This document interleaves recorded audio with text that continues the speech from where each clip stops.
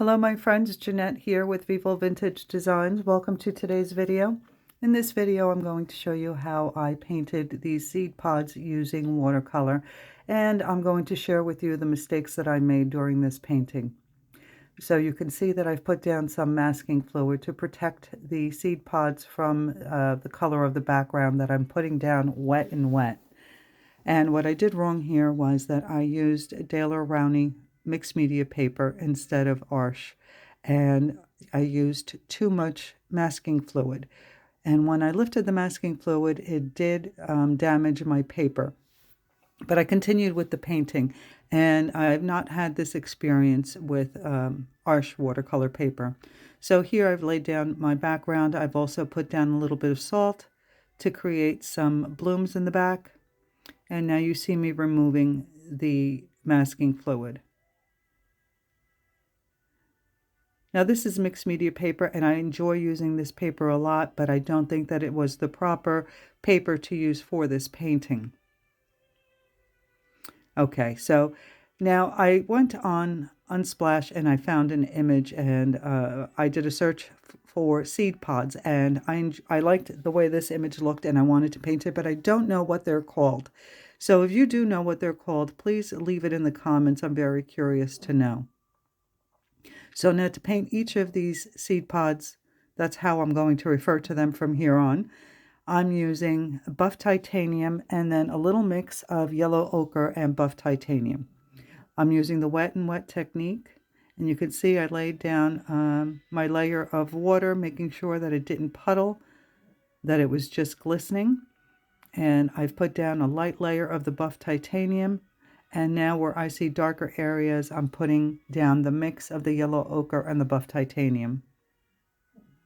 Now this paper, again, is wonderful to do watercolor on. I really do enjoy using it. However, I don't think that it's meant to absorb this type of water. This is a lot of wet on wet, and I don't recommend this paper for this type of technique unless you're working on a smaller painting. I'm also using some new paintbrushes that I received yesterday. They are by Rosemary & Co. and Anna Mason. And I've seen a lot of artists use these. They're called spotter brushes. So what that means is that the bristles are a lot shorter than your typical paintbrush. So it allows you a little bit more control, and as well as allowing you to get into the little corners and small areas of your paintings. And I did really enjoy using them a lot. But I'm looking forward to using painting a smaller painting and using these brushes. So here you see me painting in the stems, and for the stems I'm using a combination of sepia, raw umber, and yellow ochre, of course using the lighter colors in the areas where I see the highlights in the stems, and using the sepia for the shadowed areas.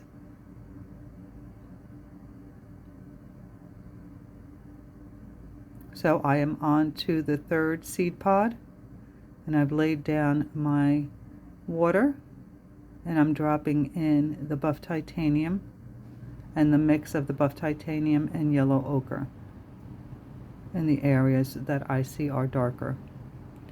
And you saw me here just using a clean brush to lift a highlighted area. I'm making sure that I keep the white paper where I see the highlights in my reference photo.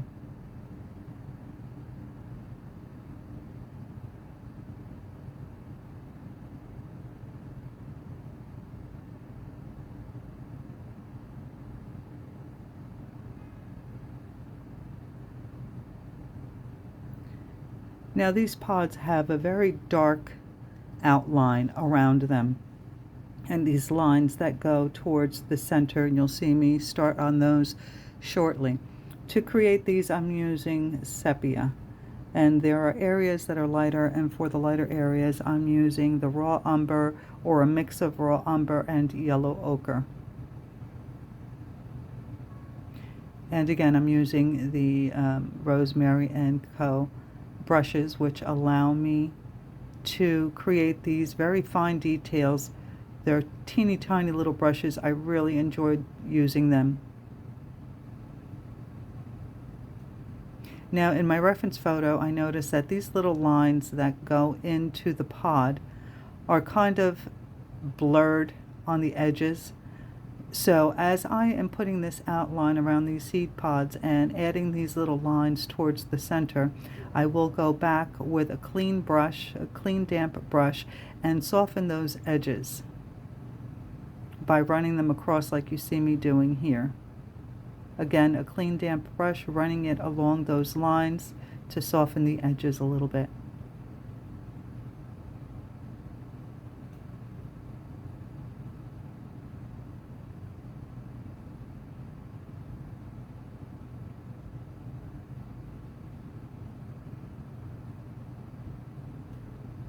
So while you watch me paint this, I'll remind you that all the products used will be listed in the description box. I'm using Winsor Newton Professional Paints, and just the buff titanium is by Daniel Smith, and I buy these paints individually. So the colors that I do list, or rather the paints that I do list in the description box, are student grade paints, and they're easy on the budget.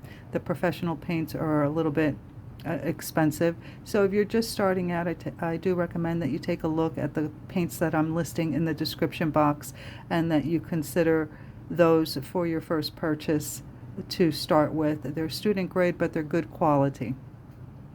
There's a lot of paints out there that are inexpensive but not worth the money as far as I'm concerned.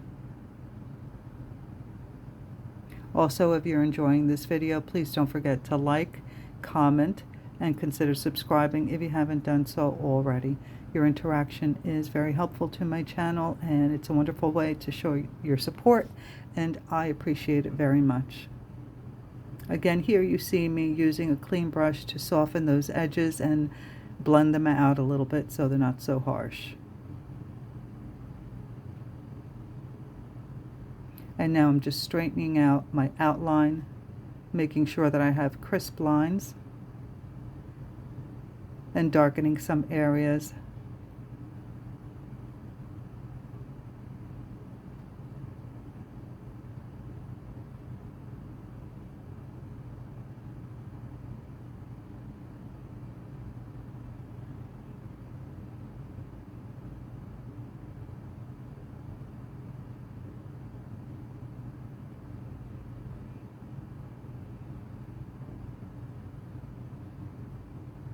Here you see me adding some water, and now adding my paints, again using the buff titanium, and I have a mix of raw umber and the buff titanium, also some yellow ochre and the buff titanium depending on the area. Here you see me adding a little yellow ochre.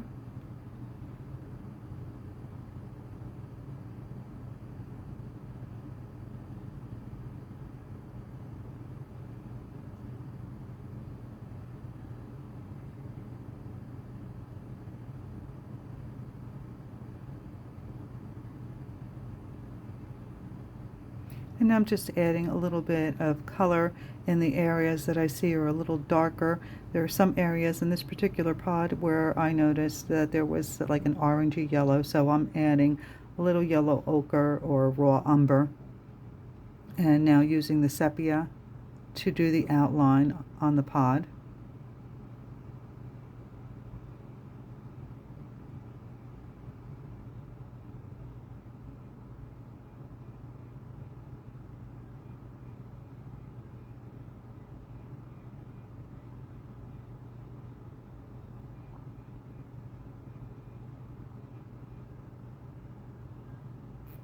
Now you can see where I removed the masking fluid on the bottom of that little point on the end of that pod, that you can see I've added the dark line, but you can see some white on the sides. But what's good about using this this paper is that you can easily blend that. So I'm not too concerned. You may see me do it later on. I just wet my brush, make it a little bit damp, and just rub that paint up onto the darker line, removing that white area completely.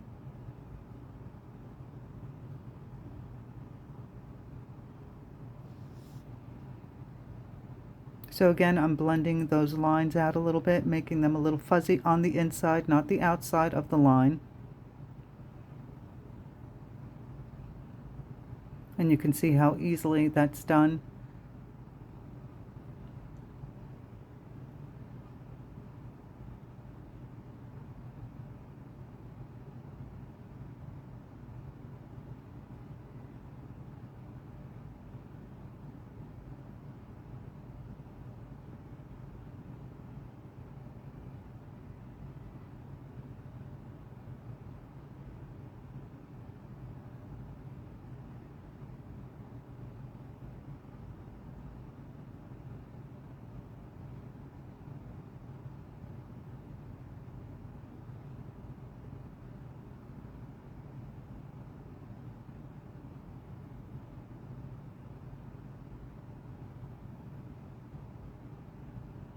Here I am with the damp brush and rubbing that green a little bit and bringing it to the darker line.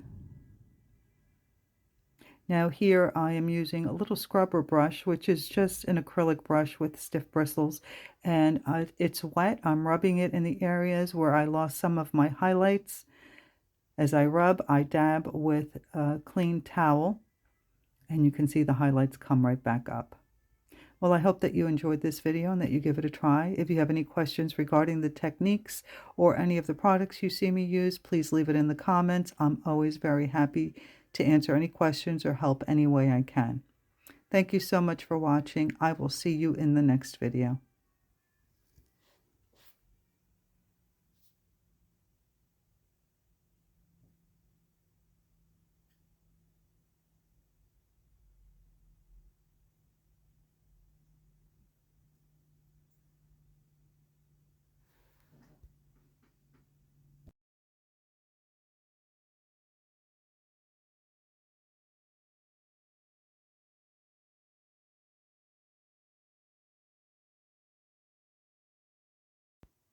Just in case you're wondering what I'm doing here, I thought my background was a little too dark, so I'm using a stencil and a stiff bristle brush to remove and lift some of the paint, creating kind of like a bokeh effect, just to lighten up the background. I thought I'd mention that. All right, see you soon. Bye.